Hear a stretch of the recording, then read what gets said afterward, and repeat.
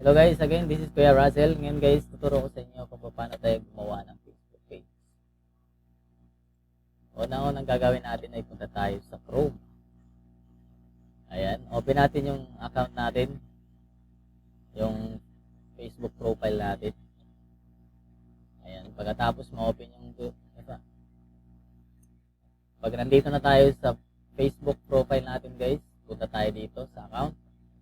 Ayan, tapos click natin tong see all profile. Tapos dito sa baba, makikita nyo guys, ito yung create a new profile page. Ayan. Tapos dito, public page. Sa akin kasi public page eh. Click natin tong public page. Ayan. Tapos next. Tapos get started. Ayan. Dito nga pala guys, magre-require si Facebook ng kung anong pangalan ng page mo. So sa akin kasi is about sa bangka. So lagay natin Russell Boat. Ayan, Russell Boat. Ang categories naman guys, kayo nang bahala kung anong gusto niyo ilagay na talagang nababagay sa page niyo. So sa akin is boat. Ewan ko kung matatanggap to. So, ayan. Hindi siya natatanggap. So, boot service na lang. Ayan. Then, after that, create. So, ayan. Meron na tayong name. Meron na tayong Facebook page name. Ito. Russell Boat. Ito guys. Lagay natin ang phone number natin. Ito. Yung phone number natin. Dapat naka-Philippines to. Ayan. Dapat naka-Philippines yan. So, hanapin natin yung Philippines. Ayan, location natin yan is Philippines. So, address. Ito, sa akin. Dito kasi ako sa Mansilang. Ayan. Tapos, ito, always open lang to guys para maganda yung takbo ng natin. Business natin. Click lang natin tong next. Ayan. Pag na-click natin yung next guys, pwede na tayo dito mag-add ng profile picture.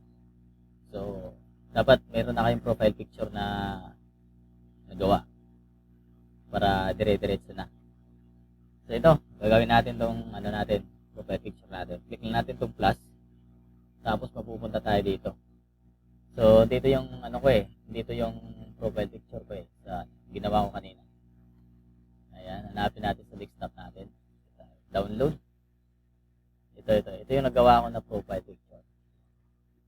Talagang bagay talaga siya. So, ayan. At, pagkatapos ng profile picture, guys, ito na, kita nyo, ayan. Isa siyang martilyo. Martilyo at saka, ligarik. Ayan. Para, talagang, siya, nababagay siya sa page natin. At ito naman yung cover photo natin. Lagyan natin ng cover photo. So, dito tayo, add cover photo. At hanapin natin dito sa downloads. So, ayan. Ito yung ginawa ko kanina, yung cover photo natin. Ayan. Ito. Ayan natin yan. So, mag-upload na yan. Goods. Ayan, tingnan nyo guys. Mayroon na tayong cover photo. Ayan. So, di ba? So, sunod na gagawin natin guys, ay maglalagay tayo ng add action button. So, skip lang natin yan kasi pwede natin yan gagawin next. Pag okay na yung natin, Facebook page natin. So, gagawin natin next. Ayan. Hintayin lang natin guys na i-approve na ni Mita yung natin, yung Facebook page natin. So, ayan, connect to WhatsApp. So, kung meron kayong WhatsApp guys, pwede nyo i-connect. Sa akin, hindi lang muna. Ito lang muna sa akin. Skip na natin guys. Ayan. Tapos, invite friends. Ayan. Pwede nyo invite yung mga kakilala nyo. Mahanap ng mga binibinta nyo. Anong page nyo. Kung anong meron page nyo. Ayan. I-invite nyo sila. So, ito guys. Meron tayo dito kailangan i-invite. Invite na natin yan. Kahit tatlo lang. Muna. Then, invite. So, ayan guys, congratulations, meron na tayong Facebook page. Ayan. So, So, dito po ilalagay yung mga ano natin, yung akin. So, dito ko ilalagay yung mga binibinta kong bangka. Ayan. So, ayan guys, meron na tayong Facebook page. So, next na gagawin natin, ayan, done lang natin. Click lang natin yung done. Tingnan natin sa ating profile kung meron na tayong. So, dito guys, lipat na natin. Balik tayo sa Facebook. Ayan, hanapin natin yung Facebook natin. Tingnan natin kung anong yung magiging itsura ng ating Facebook page na bago. Ayan, tingnan nyo guys. Ayan.